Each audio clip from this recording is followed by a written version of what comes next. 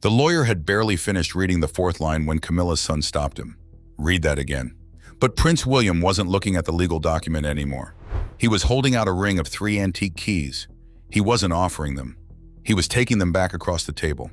Nobody moved. Not Camilla, not her children, not even King Charles, who had spent years allowing one dangerous assumption to settle over the family like dust.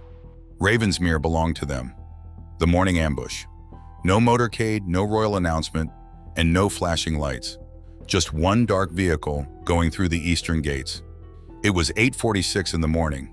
The air felt heavy and damp, typical of an English morning. Prince William wasn't alone. 2 solicitors stepped out of the vehicle right behind him, moving in sync. They carried identical black briefcases. That was the first warning. The second warning came right after. William refused to enter through the main doors of the estate. He didn't walk up the grand staircase or go to the formal drawing room. He avoided the warmth of the roaring fireplaces. Instead, he walked around the side of the large historic house, crossing the wet gravel courtyard. His footsteps broke the morning silence. He entered through the old estate office. This room felt cold and forgotten, where land records had been stored since Queen Victoria's time. Why would the Prince of Wales skip the luxurious family parlor and head straight to this dusty records room? He wanted to send a message without saying a word. This was not a family meeting. It was an execution. By 9:05, Camilla had been informed that William was inside. She thought nothing of it, assuming he was there to discuss upcoming renovations. The estate, known as Ravensmere, needed significant repairs. 2 ancient lead roofs were leaking, threatening important historic plasterwork. There had been quiet talks about converting several outer cottages for her extended family members. King Charles had supported this idea privately, though not formally. This detail would matter later on. "You'll always have Ravensmere." 5 simple words, but they became dangerous when money was spent based on them. Camilla's family arrived at the estate expecting a smooth private meeting with no arguments or confrontations, just a few signatures on standard paperwork. They believed the estate had been settled for nearly 15 years. Ravensmere was a breathtaking property with 12,000 acres, a stunning Jacobean manor, 42 cottages, 2 working farms, and a massive private lake. It housed rare paintings not listed in any public royal inventory. Even the staff acted as if the future ownership was certain. They recently started calling a sunlit upstairs room Mr. Parker Bowles's study. They had placed fresh flowers there that morning, wanting it to be perfect for him. Expensive architects drew up renovation plans. They made sure antique furniture would fit through the doorways. One of Camilla's relatives talked about moving expensive horses to the estate's southern paddocks. Camilla's son even got a grand tour of the underground wine cellar and learned which rare bottles belonged to the house and which he could drink freely. Imagine hearing that for years, feeling like the future owner every time you drove through the gates. Then, imagine William walking into the room and placing a 6-page legal opinion on the wooden table. He looked directly at Camilla's children and said, "None of you were ever beneficiaries." That shocking sentence changed the tone of the morning meeting and altered the past. Suddenly, every promise sounded different. Every plan for renovations became questionable. Every room they called their own actually belonged to someone else. But who did it belong to? That was the key question. William firmly refused to answer. Not yet. The phantom inheritance. Camilla entered the cold estate office nervously shortly after 9:20. Charles followed her a few minutes later, visibly irritated. His jaw was tight and his posture was rigid. He was angry that this issue had not been discussed with him privately first. As the king, he expected respect. William did not stand up when his father entered the room.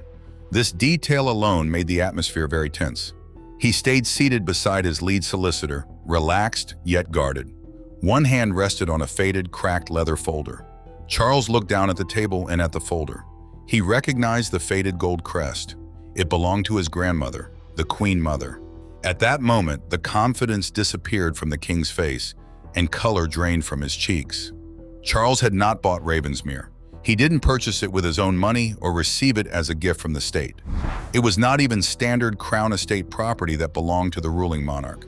Instead, it was part of a private family settlement created decades ago by a generation that knew how to protect wealth. The settlement had been legally changed 3 times. The first change prevented the agricultural land from being sold off. The second change protected the historic manor house from the loss of its assets. The third change protected something nobody in the room had checked: the succession clause. Charles had what lawyers call a life interest. This means he could use Ravensmere, maintain it, and receive some income from the 2 working farms there. However, he could not transfer ownership of the estate to anyone outside the family bloodline named in the original settlement, not by a promise, a handwritten letter, or even a royal command.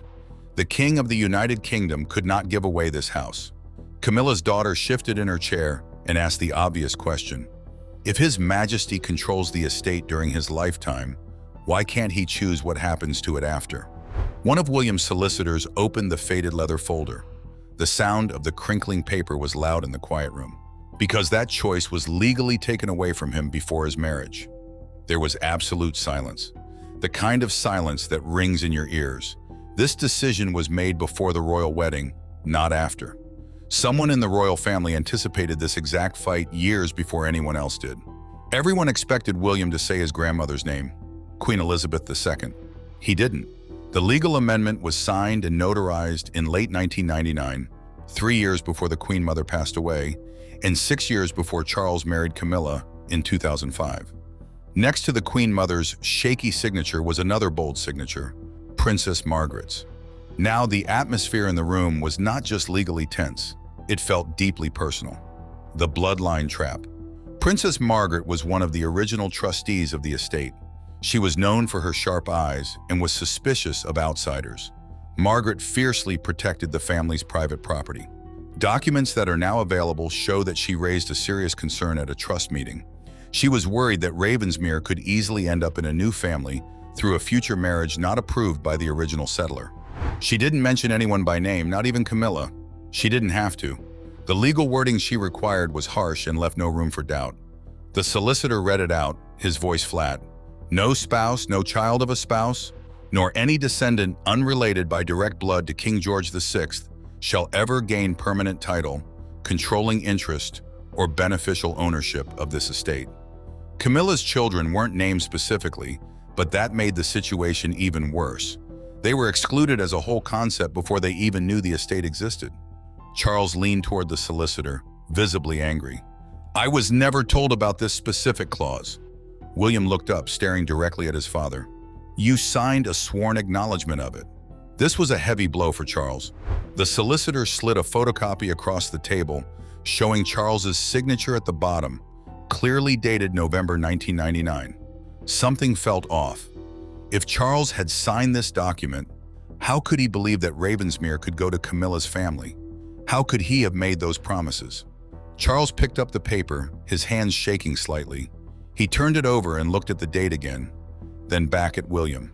For several painful seconds, he had no response. His own signature trapped him.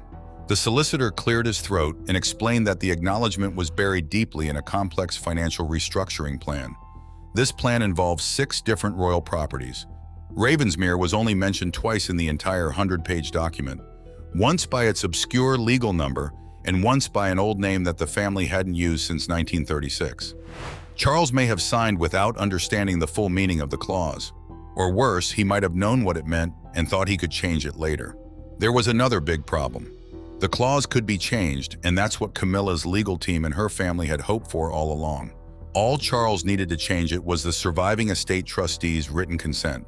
However, there was only one trustee left who mattered: Prince William, the 99-year checkmate. Now you see why William had the antique keys. Charles felt trapped. Months earlier, he had tried to solve a big problem by approaching William. He avoided doing it directly because that would seem obvious, like begging. Instead, a trusted palace aide sent William a confidential proposal. The lengthy document described a plan for Ravensmere, calling it a necessary continuity arrangement. Continuity sounds harmless and peaceful. It's a perfect term for making a quiet promise permanent. William read the proposal and asked one question: who gets the ultimate benefit of the estate? The aide responded 2 tense days later. A new family trust would be created to benefit Camilla's children and grandchildren. William firmly rejected it without negotiation or an alternative. He returned the document with rejected scrawled in black ink. But Charles was desperate and did not give up. Next, he sent a more complex legal plan designed to hide wealth. In this plan, Camilla's family would not own Ravensmere directly, which would break the bloodline rule. Instead, they would get a 99-year lease for a symbolic rent of £1 British. The royal family would still own the estate on paper. In reality, William and his descendants would be locked out for a century. It was a clever plan, almost clever enough to work. But the suspicious Queen Mother had anticipated this trick.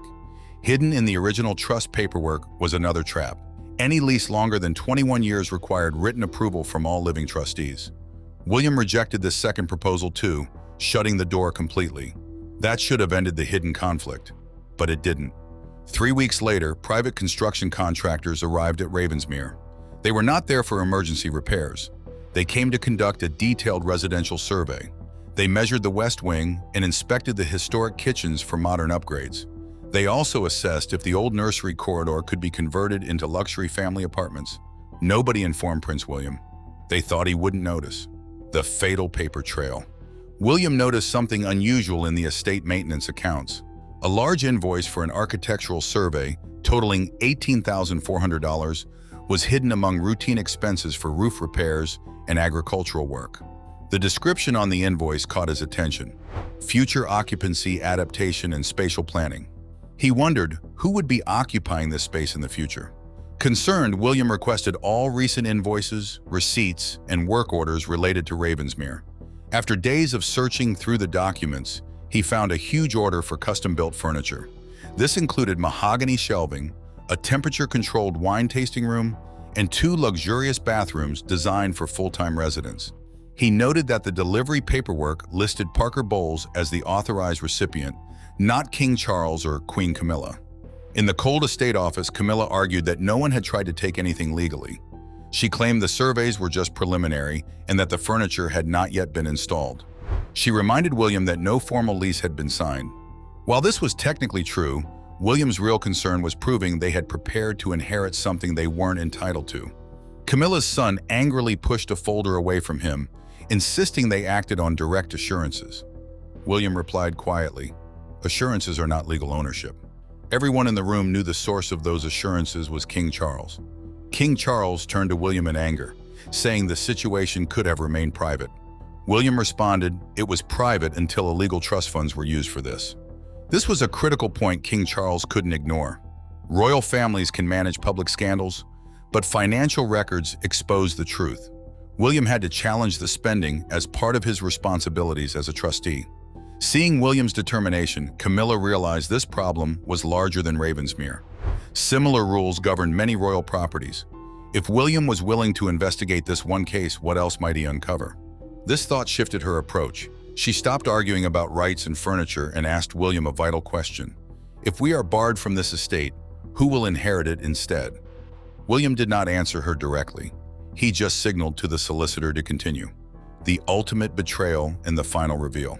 The solicitor cleared his throat and turned to the 4th page of the document. He read aloud so everyone in the room could hear.